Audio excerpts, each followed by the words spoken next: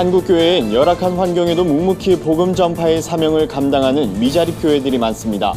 개척한 지 1년, 교회와 가정의 회복을 비전으로 고군분투하고 있는 꿈이 있는 교회에 찾아가 봤습니다. 시각장애인 권리 보장을 위해 지정된 흰 지팡이의 날을 맞아 시각장애인 권익 옹호 캠페인이 진행됐습니다.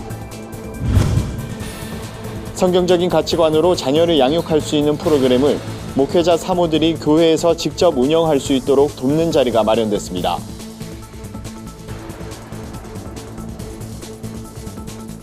안녕하십니까. 구티비 뉴스입니다. 한국교회의 약 80%가 미자립 개척교회라고 합니다. 대부분의 미자립 교회가 열악한 환경에서 복음을 전하기 위해 고군분투하고 있는데요. 구티비 특별기획 복음이 희망이다. 이번 시간엔 개척한 지 1년, 성도 수는 손에 꼽을 정도지만 다음 세대와 가정의 회복을 꿈꾸며 교회 문턱을 낮추기 위해 힘쓰는 꿈이 있는 교회에 찾아가 봤습니다. 최로희 기자입니다.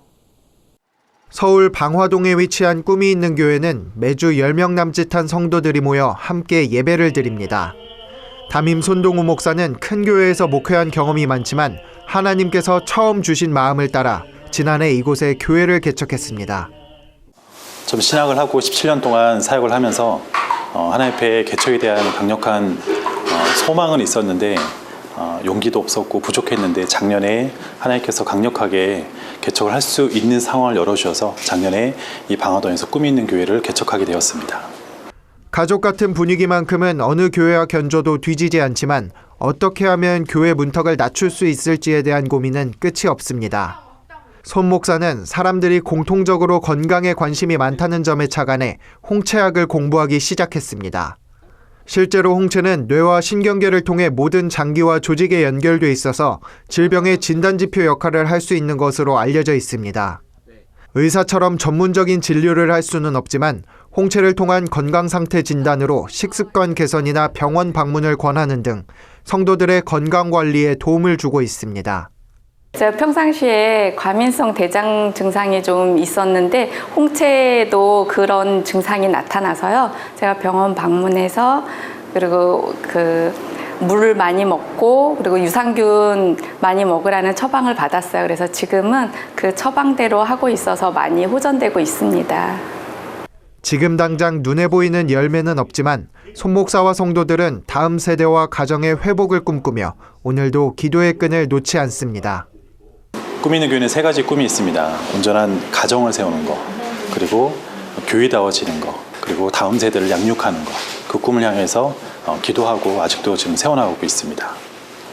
꿈이 있는 교회의 작은 노력이 다음 세대와 가정을 바로 세우는 귀한 열매로 나타나길 기대해 봅니다. 구티비 뉴스 최로입니다. 10월 15일은 시각장애인의 권리를 보장하기 위해 지정된 흰 지팡이의 날인데요.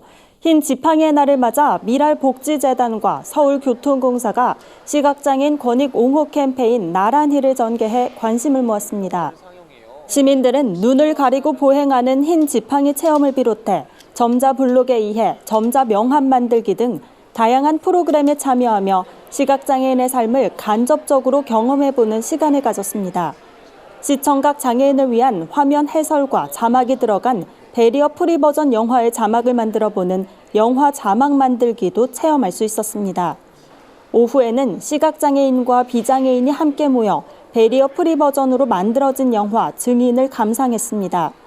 주최 측은 장애인과 더불어 살아가는 세상을 만들기 위해서는 장애에 대한 올바른 인식과 이해가 필요하다며 캠페인을 통해 시각장애인을 비롯한 사회적 약자들을 향한 시민들의 따뜻한 배려와 관심이 확산되길 바란다고 말했습니다. 부모는 자녀의 첫 번째 교사입니다. 그만큼 자녀 교육에는 부모의 역할이 가장 중요한데요. 세상이 아닌 성경적인 가치관으로 자녀를 양육하도록 돕는 GPS 좋은 부모 학교가 목회자 사모들을 대상으로 처음 열렸습니다. 행사 참가자들은 강의와 소그룹 나눔, 자녀와 함께하는 체험 활동을 통해 아이의 성장 과정을 심도 있게 공부하고 아이들과 소통하는 방법을 배웁니다. 교회로 돌아가 직접 운영할 수 있도록 노하우를 전수해 주는 겁니다. 디렉터를 맡은 동수원 장로교회 강자경 사모는 부모가 교육을 통해 가정 안에 하나님 나라를 이루어야 한다며 이를 통해 하나님의 때에 하나님의 방법이 있고 각자에 맞는 축복이 있는 것을 알아야 한다고 강조했습니다. 지금까지 298명이 GPS 좋은 부모 학교를 수료했고 아이들의 변화와 가정의 회복을 경험했습니다. 또한 128명의 섬김이가 참여해 원활한 교육 진행을 도왔습니다.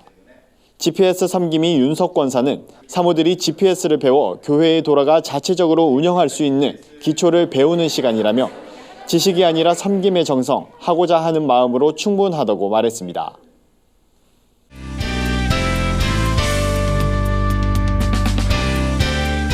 세상 속 크리스천들의 다양한 이야기를 만나보는 내 폰 안의 교회입니다. 첫 번째 소식입니다. 찬양을 통한 문화예술 선교에 앞장서고 있는 굿TV 여성합창단이 인도네시아 자카르타를 방문해 선교 음악회를 가졌습니다. 굿TV 여성합창단이 정성껏 준비한 이번 공연은 현지 주민들의 큰 호응을 얻었습니다. 여성합창단은 첫 번째 일정으로 꿈나무 학교를 방문해 학생들과 교제하는 시간을 가졌는데요. 찬양 공연을 선보이는 등 풍성한 나눔이 이어졌습니다. 웨슬리 국립신학교에서 음악교육 노하우를 전달하는 시간도 가졌습니다. 빈민촌을 찾아 주민들을 위한 콘서트를 열기도 했는데요. 아름다운 하모니가 깃든 찬양 콘서트, 아카펠라, 합창 등 다양한 공연이 진행됐습니다. 주민들은 처음 들은 찬양임에도 춤을 추고 함께 찬양을 따라 부르며 호응해 감동을 전했습니다. 여성합창단 황혜영 지휘자는 인도네시아 자카르타 방문은 굿TV 여성합창단이 창단된 후 첫 해외 선교였다며 이를 통해 여성합창단원 모두가 문화사역을 향한 하나님의 비전과 사역에 대한 이유를 확실하게 깨닫게 됐다고 말했습니다. 다음 소식은 최생금 교회 기자가 보내왔습니다. 코리아 오페라 필하모닉 오케스트라가 제12회 정기 연주회를 개최했습니다.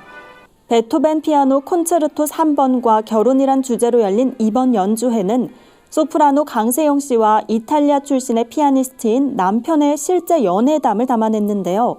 일부는 코리아 오페라 필하모닉 오케스트라가 연주한 한 여름밤의 꿈 결혼 행진곡 맨델스 존으로 막이 올랐습니다.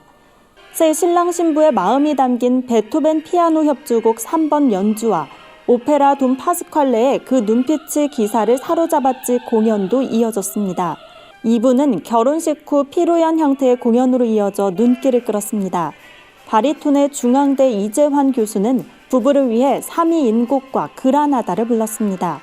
뿐만 아니라 전 출연진은 오페라 라보엠의 오 사랑하는 여인이여, 10월의 어느 멋진 날에 등 다양한 연주와 합창으로 실력을 뽐냈는데요. 관객들은 독특한 구성으로 재미있고 유쾌하게 사랑 이야기를 풀어냈다는 평가와 함께 큰 박수를 보냈습니다. 내 폰 안의 교회는 시청자 여러분의 제보를 기다리고 있습니다. 함께 나누고 싶은 영상이 있다면 전화나 이메일로 참여해 주시기 바랍니다. 오늘의 사회 이슈를 하나은 기자가 종합해드립니다. 오늘의 이슈 포커스입니다.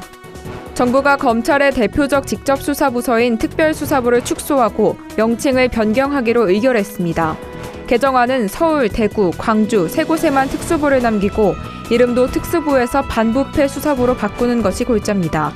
수원, 인천, 부산, 대전지검의 특수부는 형사부로 전환됩니다. 개정안은 15일 국무회의 의결 후 즉시 공포돼 시행됩니다. 다만 시행일 기준으로 각 검찰청 특수부에서 수사 중인 사건에 대해선 개정안이 적용되지 않습니다.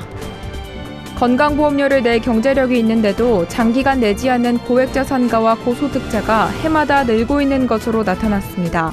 건강보험공단에 따르면 외제차 소유자, 빈번한 해외 출입국자, 고액재산 보유자 등 건보료 납부 능력이 있음에도 6개월 이상 고의로 내지 않는 건강보험 체납 특별관리가구는 올해 8월 현재 65,369가구에 달했습니다. 이들 특별관리가구가 체납한 건보료는 1,351억 원입니다. 연도별 특별관리가구는 2015년 59,364가구에서 2016년 59,049가구, 2017년 65,518가구, 2018년 62,184가구 등으로 매년 증가했습니다. 앞으로 고농도 초미세먼지가 발생하면 관심, 주의, 경계, 심각 4단계로 나눠진 위기 경보가 내려지고 단계별 대응에 들어갑니다. 환경부에 따르면 관심 경고된 공공부문 차량 2부제, 도로 청소차 운행 확대 등이 시행됩니다. 주의 경보가 내려지면 필수 차량을 제외한 공공부문 차량의 운행을 전면 제한하고 어린이집 등 취약계층 이용시설에서 보건용 마스크를 지급합니다.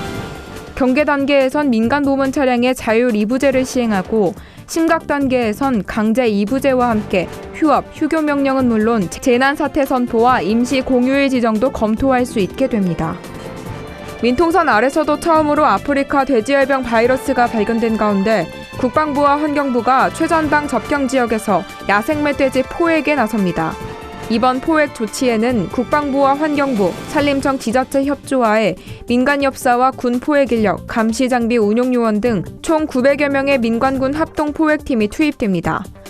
국방부는 파주시, 화천, 인제, 철원, 연천 등 돼지열병이 발생했거나 가능성이 높은 접경 지역을 대상으로 해당 지역 주둔 군단장 지휘하에 주야간의 포획을 실시한다고 밝혔습니다. 구티비 뉴스 하나은입니다. 글로벌 선교 방송단과 함께하는 교계 소식 전해드립니다.